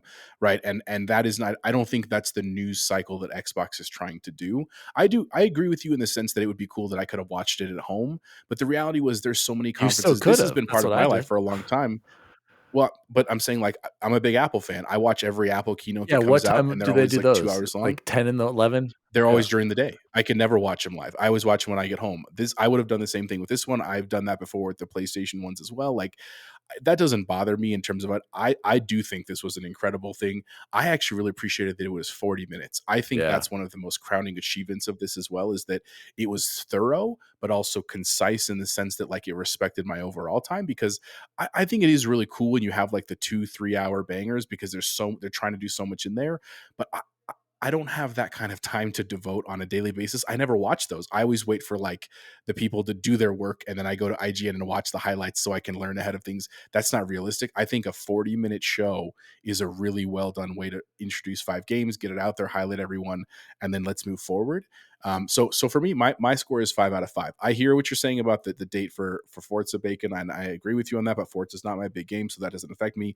I do hear the complaint, Chance, 100%, but I don't think that that's something that's going to change. I imagine everything. If we see every Nintendo Direct and PlayStation, what do they call PlayStation ones? I always State forget. of play. State of play. I bet you all of them are around a similar time this year. I bet that's just an industry wide thing. The last thing I will just say about this it's my question from this. I like to think about the questions. I know we're going to have a Starfield event. I hope it's in February. I hope it's in early February. March shadow drop. But July shadow I drop. kind of thought the one thing that we were going to get in this as maybe a secret was the family plan stuff. And so my question is that going to be tied to the Starfield event? That's interesting to me. And maybe it is. Maybe that's the gimmick that's the shadow drop post. is like, hey, family plan is today. But and I know it could be a blog post, but man, that seems like that's a big news to just throw in a blog post. I think. I don't think gamers really care about a family plan. They don't care about No, saving money? 'cause I think they care about saving money. I think that's a blog post. No offense. I think it could be tied to the Starfield event in the sense that like, hey, and if for those of you that have friends that are thinking about jumping on Game Pass, guess what? You can all jump in together, and each of you are now only paying $5-7 a month to get this together. Let's do it. You know what I mean? Like that. I could see something coming. So overall, though, to answer your question, to bring this full circle, I thought it was awesome, man. I had a great time. Even though I'm not into Elder Scrolls and Forza like you guys, and even Minecraft that much, I still had a great time with the show, and I hope they do more of them. I just hope they're more frequent. Yeah. That's the thing. I hope they're like maybe quarterly. Exactly. I couldn't agree more. And even like, I hear you, Chance, but like even I'm not going to play Minecraft and or Elder Scrolls Online, but I still think the overall presentation was so good, and bringing us a game that nobody knew about. Like, what more could you want? Anyway, we'll wrap this up. Well, but you're kind of you're getting a little Nintendo fanboy there on you. Like, I don't even like these games, but 5 out of 5. For the overall presentation, yes, I would absolutely give it a 5 out of 5. It's not necessarily about the content of the games. I'm just saying the overall way they presented the studios, presented the games, and adding a shadow drop of a studio and a game. I don't know. I think I tweeted out, anyone who ranks us a B or below, so a 4 out of 5 below, you're crazy. Let's move on to the next 2 stories. I don't even know if we really need to talk about them. They're all depressing. One's about Halo. We've talked enough about Halo. Who knows what's going on over there? Let's hope they move on. I also forgot to write something about Squanch Games and how that is now tainted with Justin Roiland. Yeah. Do we want to talk about that very quickly? Should we, Jose? What do you think? Should we say something? It sucks. I don't think we have to talk extensively. that- I think you should tell people what happened. They should know what happened. That's All fair. right. That's So news. Squanch Games tweeted this out on the 24th. On January 16th, 2023, Squanch Games received Justin Roiland's resignation. The passionate team at Squanch will keep developing games we know our fans will love while continuing to support and improve High on Life Squanch Games. So one of my top 5 games of the year for 2022, tainted by Justin Roiland apparently being inappropriate and a creeper. I don't know, Jose, can you tell me more details about these accusations? I thought it was a domestic. Domestic violence, right? Yeah, it was domestic violence charge. It Okay. wasn't creeper. It was violence. Like, that's not okay. Yep. So that sucks. And then let's close on coming soon to Game Pass for January. Available today, HiFi Rush. It's out. Everybody go play it. It's a must play. Also out right now, GoldenEye 007 cloud and console. Everybody go play a game that I feel like people think was better than it really is. Then we have It's got achievements now. I'm going to play it probably for the Achievos. RoboQuest is out on January 30th. Age of Empires 2 Definitive Edition, Cloud and Console on January 31st. Inku Lenati Game Preview, January 31st. JoJo's Bizarre Adventure All-Star Battle Royale R, January 31st. Darkest Dungeon, the chance to put in hundreds of hours in this. Cloud, Console, PC, February 2nd. Grid Legends on Cloud on EA Play. On Hot Wheels Unleashed Game of the Year Edition, Cloud, Console, and PC, February 7th. Man, if you have Game Pass and don't have something to play, I have no idea what is wrong with you. In closing out the news, a positive story. I sent you out the tweet over from Mint Blitz. Elden Ring is in Halo Infinite. I need to check out this map. It looks incredible. What was that last section of Elden Ring called, guys? I already forgot. What's it called? In the sky. Oh, gosh. I feel so embarrassed. Winterhold, not River Run. My game of the year. Oh, gosh. Somebody looked it up. You're talking about the River Run one, right? No, Chance. You're talking Is that about what it was Elden called in the Ring. sky? What was it called in the sky? Elden Ring. Oh, they meant the That was last Halo Forge thing the that was last so good. area before the end of the game in Elden Ring. Where you're in the sky and like dragon. colors. Yeah. Anyway, it looks incredible. Jabez, text us. You can sense it. Tell us what was the last place. Anyway, it looks incredible. Just wanted to shout that out. Forge is amazing, but Forge, Halo, you guys got to figure out a way to get a playlist going with these top made Forge playlists. Jose, I also finished the event. You're right. I like that game mode like Green once visor, or twice. Green Crumbling Ferrum Yes, Azula. that's what it is. Great Ferrum Azula. Is that what you said? Crumbling Ferrum. Say it again one more time. Crumbling Ferrum Crumbling Azula. Ferrum Azula in the lands between. Shout out to Elden Ring making it to Halo. Guys, let's jump into what have we been playing or watching. We already mentioned the HiFi Rush. Everyone go play it. It is amazing. Bubble Boy, what have you been playing? So I started High on Life, and despite the the negative attention that the one guy was getting, and it's okay. I like the humor. I think the controls are not great. I don't love the graphics. I am so excited to play Dead Space. I do not stay up past 7:38 most nights. I get some comp time tomorrow, so I get to go in late to work a little bit. I am gonna stay up because I believe 9 minutes ago my Dead Space has been downloaded. So that's what I'm gonna be playing. Jose, what about you? Are you taking the whole week off or something? So I have some interesting news in this front. So my Dead Space copy is physical.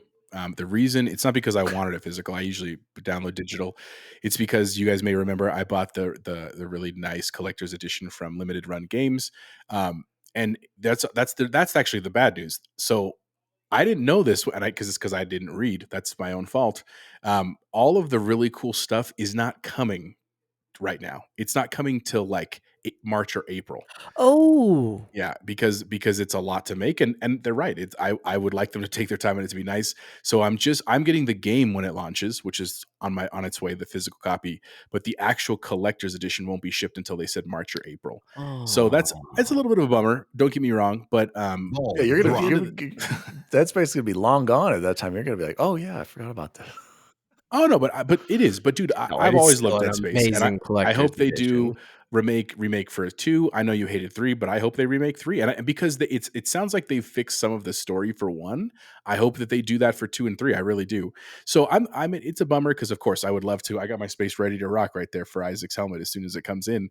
But that won't be coming soon. When it does, of course, I'll do an opening video and everything, and my copy will be here tomorrow. So I'm not going to stay up tonight. And I'll be very honest with you. I have a date with my wife tomorrow. And as much as I love video games and I love Dead Space, I love my wife more than your wife. So or wait, no, you love your wife more than video games? What? Yes, absolutely. And the other part is like, as much as I'm so excited and pumped to play it, I really want to enjoy my time with this. I'm going to try to stream as much as I can if you want to watch my playthrough, but this is not something that I'm going to rush through. This is not something that I'm going to rush to get to the end. I know the story. I know what's going to happen. I really want to like turn off the lights and turn up the volume and just like really soak it in, because this is truly one of my favorite franchises of all time. Other things I've been playing, definitely played it. I did the Halo event and it was fine. Like, I'm glad they're still doing it. I know we didn't talk about the news story. I'm a little concerned about the Halo stuff with 343. I'm up to the point where like, look, man, we'll talk about it next week because I do think we need to talk about it. Oh, that's fine. But I finished that event. I did start Fractured Butthole and had a good time, man. I really am going to go back to that too. I think once I finish Dead Space, actually I'm going to go back to HiFi Rush first, finish that. Stick of Truth or...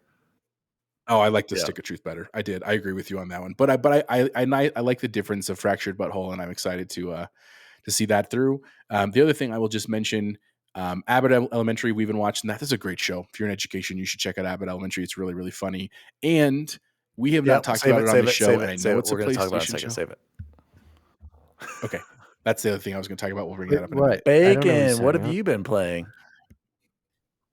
Well, I finished the game. I promise not to talk about it anymore on this podcast because I talk about it too much. That is done. Fantastic. Mass Effect? I was scrolling through.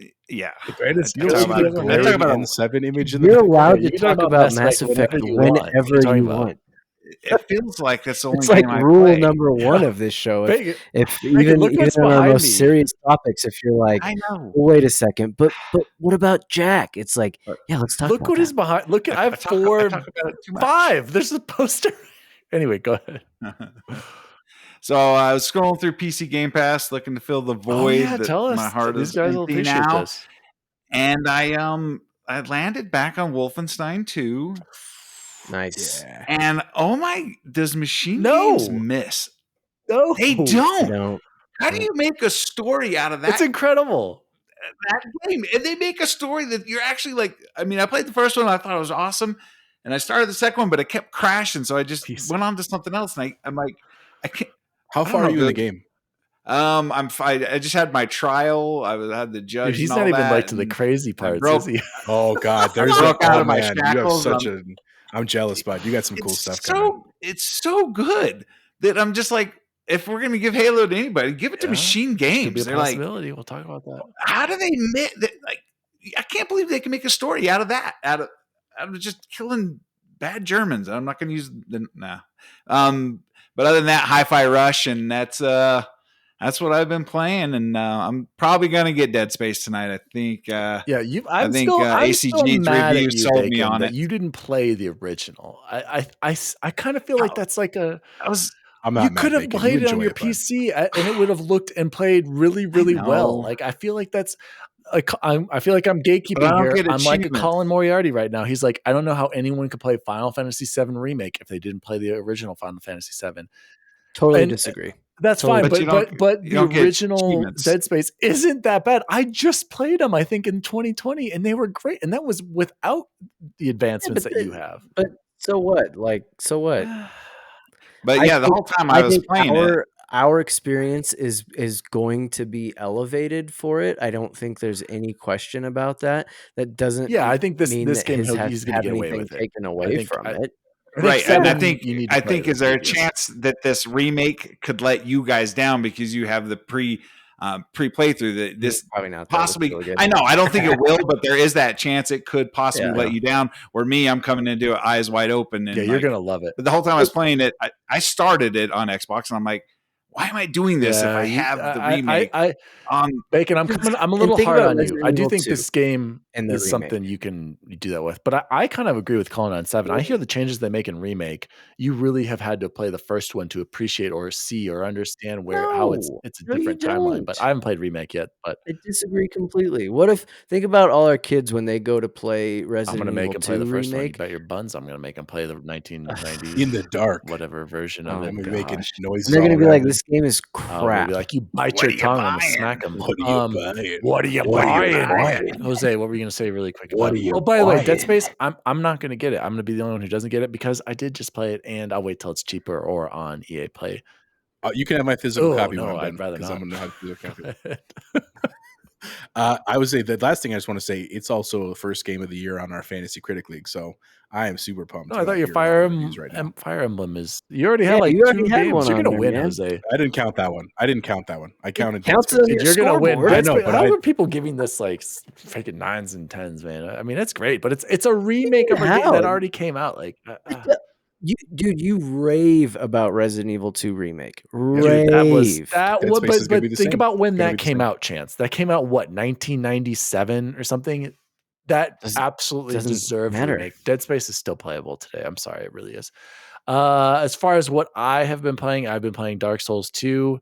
I think Chance mentioned, or a lot of people have said it's different. You can see it's more of an action game. Chance, I would say it feels like that. It's still When it was a different it team, wasn't wasn't like it? Like the all core of the what's his team at face. least, or Yeah, the lead, I, and you can something. And it you shows. can see that it definitely feels more like an action game than a Dark Souls game, and it's more like mobs coming at you. Like a lot of little guys will come at you versus where in Elden Ring or Demon Souls, like you'd have random single encounters.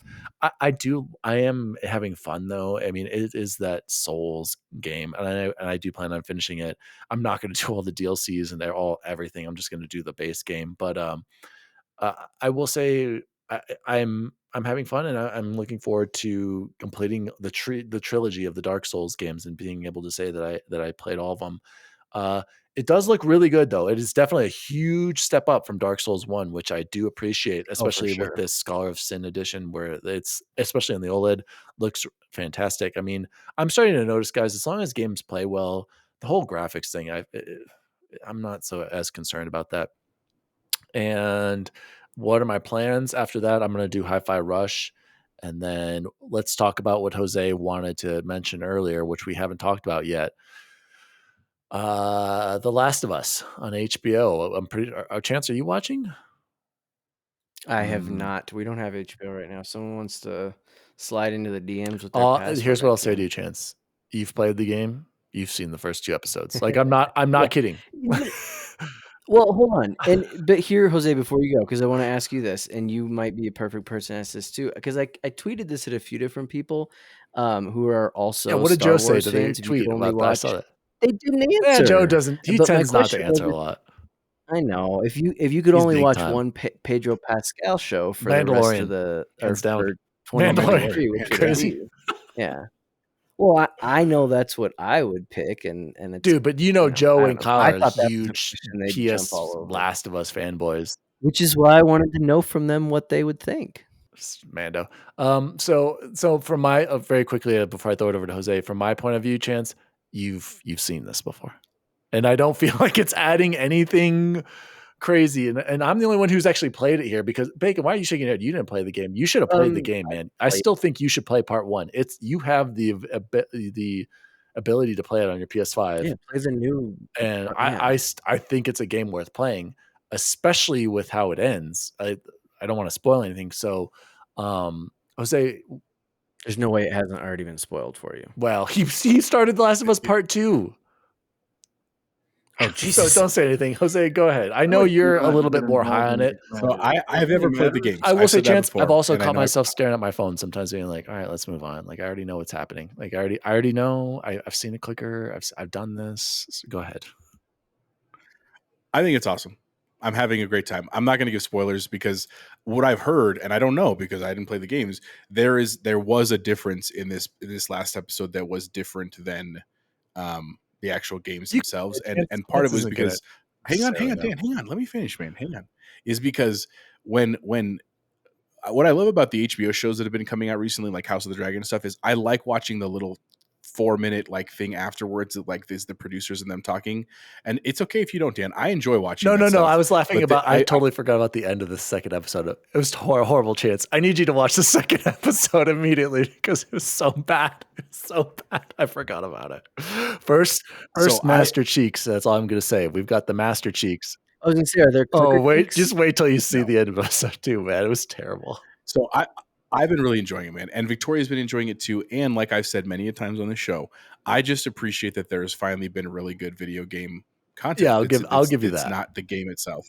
And so as much as like if it is an exact replication of the games and people are still raving about it like they do, I think that's awesome because I think that encourages more people to do it. If they're going to start deviating a little bit from the show, I'm curious what that's going to look like because believe it or not, I have not had the ending spoiled for me. Of the game and I've never played either of them. No, because I don't read about it because I was never into it. I don't have a PlayStation. Like it's just not what I know. And so I'm just really taking it as I can. And I'm sure because I'm now watching it and it's on where I have a lot of Twitter people on. I feel like I've spoiled it like 100 times on this show. You have. I think we've both said multiple times like I hated. Yeah, sorry. I think you just said that you hated it. I don't think you said what happened. But anyway, even if you did, man, I'm not that guy that would get mad about it. Again, well, it's exactly. Like, that's on me. On 2013. You know what I mean? If I didn't go, it just got lucky. So I've really enjoyed it. But is it worth getting HBO again for? I don't think so. I think it's one of those where like down the road when there's enough series that you and Ashley want to watch, I think it's worth your time for sure, 100%. And I hear what you're saying about Pedro Pascal, but at the same time, like that's a weird question in the sense that that's not how actors work. I think he's just saying no because he's saying because they both love it so much. I'm essentially asking which one are you more hyped about, right? Because it is rare that Star Wars takes a backseat to anything, right? Yeah. And especially now with Baby Yoda and Mandalorian, all the way, like Chance. It just. Oh, speaking of which, look, that's one of my birthday gifts right there. It's the Mandalorian helmet. The girls got it for me. I saw that. I was going to ask. So, anyway, I'm enjoying it too. I'll just say there have been a few slight tweaks, like with how the virus spread. There's a tweak. I don't want to say how it is because it's not that big of a deal. But then the end of this episode, man, I got to get your thoughts, Chance. We gotta get you to watch it because. I want to hear Bacon. Bacon's been making all kinds of emotes. Okay, I'll just say this to you two. What happens at the end of it? No, you're not going to know. I'm not going to say anything. Doesn't happen in the game. That was so out of left field. Also, it's good. But you can't tell me it wasn't better. I've seen the side by sides of the game clip. Better. Bacon, we're gonna have to talk about this offline. I was listening to Colin. I'm not gonna talk about what actually happens, Chance. Colin and his brother and all of them who actually are obsessed with the series were like, what were they thinking at the end of this episode? All of them, all 4 of them. It's terrible, Bacon. You're out of your mind. But go ahead. Don't say anything spoilery for Chance. As someone who knows the general premise of the game and the storyline, I'm not an idiot. I know. I am absolutely loving this. It done in the way that only HBO can do it. I disagree. The acting is superb. Other people can make good shows. The set pieces are superb. The world is superb. Right. I will play the games. I'm going to buy it on PC when it comes out in March. Bacon, but I don't think it's going to spoil my enjoyment of the game. Dude, if I were you, just play it in a weekend and you can beat it. You should. I'm telling you, please, for me, for other fans, for everyone who loves this game, I'm not saying I love it. I think it's a game worth playing. You should play the game before you watch the rest of this show. You can do it in a weekend. It's not that long if you just go through it. Play the game, Bacon. Yeah. It is worth your time to play, and then you'll see how they treat the source material, because that's my biggest problem with the show. You're right. It's absolutely well done, but I disagree a little bit with the set pieces. A little bit looked a little fake and corny, like when they were walking around, like a little too oversaturated. The city. Yeah. But well, my problem, and this is what Colin said too, and I couldn't agree more, is why don't we see a PlayStation production right at the beginning from the critically acclaimed PlayStation game? Why are we celebrating something that is like it's a TV show first and then it was a game? We should be celebrating the game that it was made for PlayStation, and give credit to a really great game that I don't think is a 10 out of 10, but a lot of people do. We should be encouraging and promoting the game, not just the show. And I don't think HBO is doing that. They're promoting this. All you see is from the great creative video game director. You don't see anything about Sony or PlayStation I guarantee until you the they end. tested that and they were like, it turned Or people people off. were saying, or Which Colin is was thinking sad. that exactly, Chance. Or people were thinking that maybe Sony didn't front as much money as HBO does, so that's why you do see a Sony PlayStation thing at the very end of the credits, and who's going to watch that? But that's what I'm saying, Chance. Like, that's what frustrates me. Is like, yes, this is a well-made show, and it is a great video game adaptation. To Jose and Bacon's credit, like what they've said, absolutely. But we should be celebrating the game first, Chance. Like that's what kind of irks me about it. So, Bacon, you should play the game, man. Casting. Yeah, casting. Well, I love. I don't know why, guys, but whenever I see Bella Ramsey, I'm like, what is with that girl? But anyway, Jose, go ahead. Like, I agree with you, and I think Chance's point is absolutely correct. But here's what I like to believe that they're doing with the game thing is that my hope is that what they're trying to do is get people into a show that's really a cool story, whether you love the game at 10 out of 10, and then for them to find out that it is a game and it shatters that perception of what games have become. Because even though games are much more acceptable in society and they've grown, I think there's still an overarching thing that they're for children and they're immature and they're dumb. They don't mean anything. And we know that's not true, but I think that there's a greater audience that doesn't know that. And so I really like that element of it. The other thing, I mean, the way that I would compare it, that's the closest apples to apples that I can think of, is remember the modern Mortal Kombat movie that came out, which, look, I understand Mortal Kombat is like a ridiculous premise in of itself, but it was really the closest full attempt to like a game-based movie that was like true to the source material.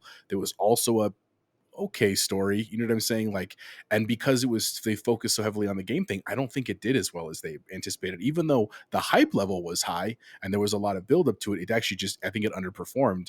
And so I think Chance is right that when you test people and you say PlayStation game, people are like, oh, it's a video game, this is going to be not sensible. And yeah, you're right, we shouldn't, but we can shit all over ourselves. That goes back to the stigma of us being in middle school and not wearing my Resident Evil 2 shirt. And I think here's the equivalent that I took from it, Jose. It reminds me a lot of Game of Thrones. Game of Thrones would not have had the following it did if it started with dragons. Yep. But because 100%. Dragons, everybody was hooked, and then they introduced dragons, it became what it became. And whether or not George R.R. Martin designed it that way is not the point. That's what HBO did. They could have marketed it differently. They didn't.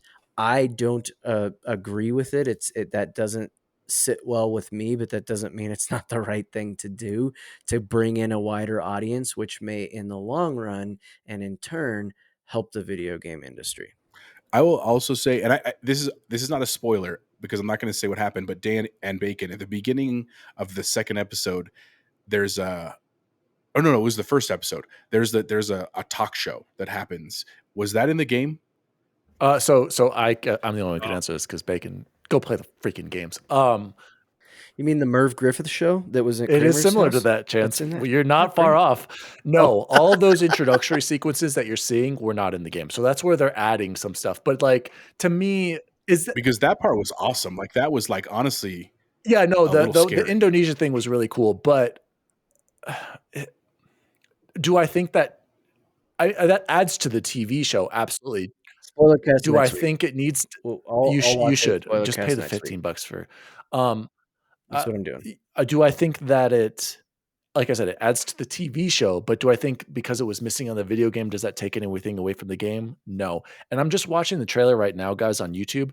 Chance, I don't even, does it even say video game on here? Like, I'm wondering how many people are watching the show and have okay, it does say from the acclaimed video game. So it is there, but it doesn't say the acclaimed Sony PlayStation video game. It does say acclaimed video game on there. So I'm just wondering, like, does everyone know even when they're watching this, that this is a video game. Like this whole story was in a video Probably game. not, and that might be good. If the next greatest thing to ever hit my world came from the producers of The Bachelor, I wouldn't watch it.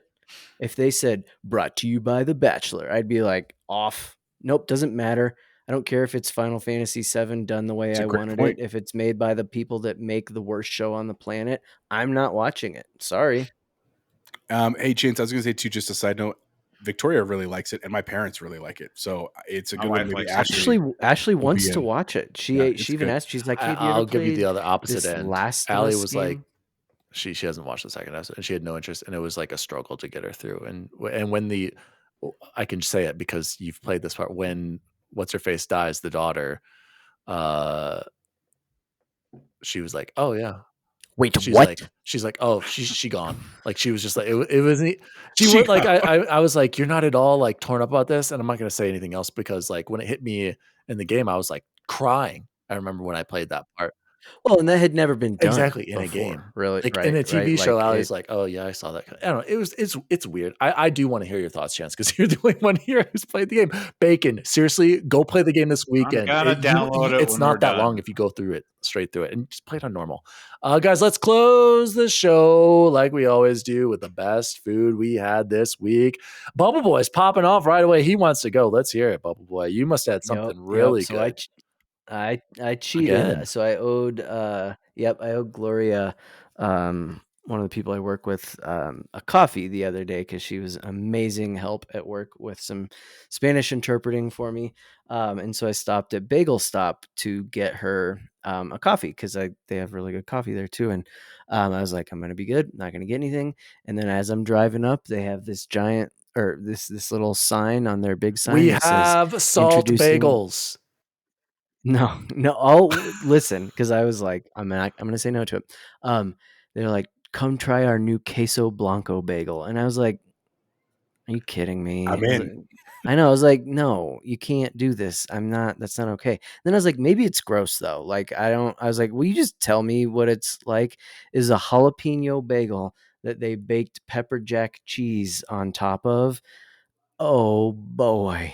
Sweet. It was, oh my God, it was incredible. And then I had their famous cowboy cream cheese, which is chive, jalapeno. Dude, where is this place? In Parker. Chive and jalapeno cream cheese on it. It was to die for. It blew the salt bagel out of the water, which it's hard to do. I'm jealous. I'm not gonna lie. I love bagels. Speaking of, we're out, of course. I want one goodness, right now. It was amazing. Guys, I gotta say something right now that's gonna make Chipotle Bear upset. We got Pizza Hut tonight. Horrible. One of the worst pizzas I've ever had. Got the stuffed crust. It was like objection, you can even ask Allie, you guys, please. I'll have her write to you in the nerd chat. It was thin. It wasn't their normal standard crust. It was like mine was thin crust, even though I selected the pan. I don't know what was going on. Completely threw us off. We were like, we should have gotten Domino's tonight, and she loves her Pizza Hut. Okay, but that's I'm the just fault saying, of the workers. Just saying, you know, we got to call it out when we get good pizza. We got to give credit, and when we get bad service, we got to call them out too. So very disappointed with my Pizza Hut experience tonight. But the best food I had this week, I sent you guys a picture in the nerd chat, was breakfast for dinner. We had the French toast, we had the eggs, we had the sausage, not that turkey sausage. Give me the real thing. The log cabin syrup standard. Fantastic. Always love breakfast for dinner. So shout out to Allie. That was the best food I had this week. Bacon, what about you?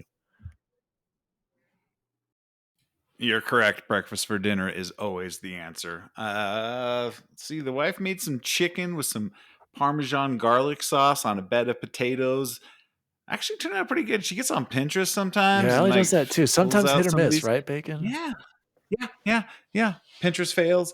And she also baked some chocolate chip cookies, which aren't good for me, but I did sneak probably half of them. I'll have the rest. My endocrinologist is not going to be happening. I'm already telling her to bake some more cookies, but other than that, it's the normal low carb for me. And Jose closes off here. The best food you had this week. So it was a great week. So the day after we recorded last week was my birthday. So Friday was my birthday. And it started off, it was a great birthday weekend of food. Friday at work, my awesome librarian, Angie Wagner, brought me Popeyes for lunch. Love that chicken from Popeyes. Absolutely. Love that chicken from Popeyes. Got to sneak away and have lunch with her, which is awesome. She's also a great coworker and friend, and it was delightful. It was absolutely wonderful. Popeyes. And then for dinner, my family, my parents and my in-laws and my direct family took me to Romano's Pizza in Littleton, which is delicious. It's like really, really good pizza. It's unique. So I got Romano's. And then the pièce de résistance, as Chance likes to say, was on Saturday. We went to Chipotle, and I had what was close to the most perfect Chipotle experience I've had in a long time. Literally. And Victoria even said, like, we were sitting down and she's like, is this just like a perfect day? And I was like, yeah, I was thinking the same thing, because literally, like, it was perfect portions. It was like a massive burrito. The guac was like perfectly seasoned and salted. The chips were perfectly salty. Well put together, it was literally amazing. Wrapped up.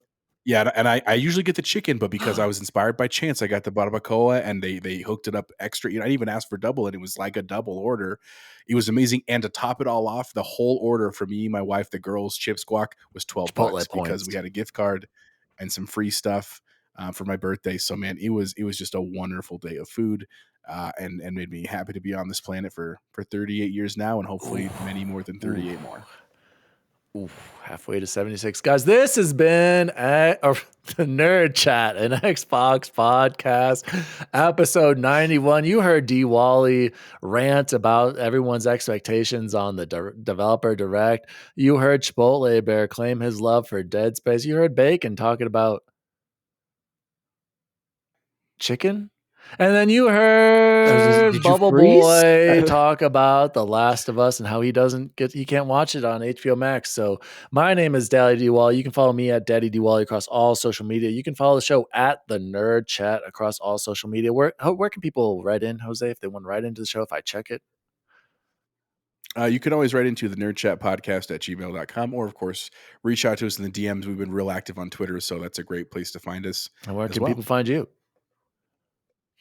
You can find me on Twitter, Chipotle_Bear. You can also find me on Instagram, Chipotle Bear. And newly, you can find me on Twitch at Chipotle Bear. I've been trying to stream a couple different games. I did South Park, I did HiFi Rush, I did Modern Warfare, and very soon we'll be doing Dead Space, trying to commit to the craft with some backgrounds and transitions and stuff. And it's been pretty fun, man. I actually like the artistic side. So it's been great, man. Looking forward to chatting with the crowd and having some fun with games. Fair warning, you won't be able to chat in Jose's chat because you have to watch him for a month and be subbed. I unlocked so it. Just warning you on that one. Bubble Boy, where can people find you? Unfortunately, not the official Hy-Vee's Arrowhead Stadium baked potato bar, but it will be at the Siegel House baked potato bar in honor of the KC baked potato girl. Bless her heart, bless her soul. Hashtag Chiefs Kingdom. Did you guys see that Barstool tweet? Did I send? Oh yeah, Miggy sent that to you.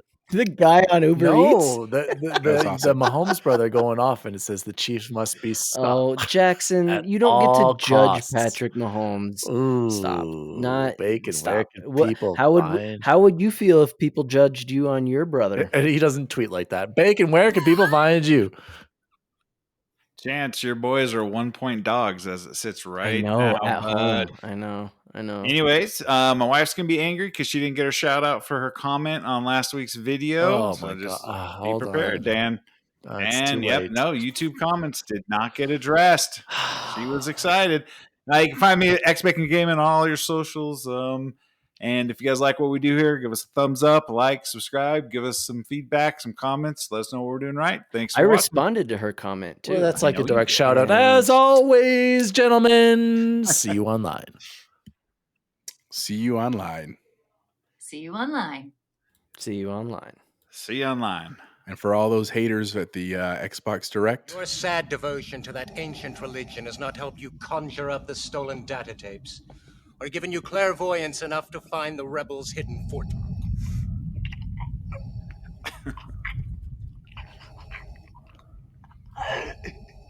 I find your lack of faith disturbing. That's right. Have some freaking faith, Jose. The Nerd Chat, an Xbox podcast, is a podcast celebrating all things gaming, food, and the good old days. The show was created by Daniel Walenzik, and you can follow him at DaddyDWALLY across all social media. The assistant to the co-host is Jose Martinez, and you can follow him at Chipotle_Bear. The assistant to the co-host is Chance Siegel, and you can follow him at BubbleBoyN7. The intern to the assistant to the co-hosts is Jason Jarrett, and you can follow him at XBaconGaming. You can also follow the show at The Nerd Chat across all social media. And if you'd like to find out more about the show, visit nerdchatmedia.com.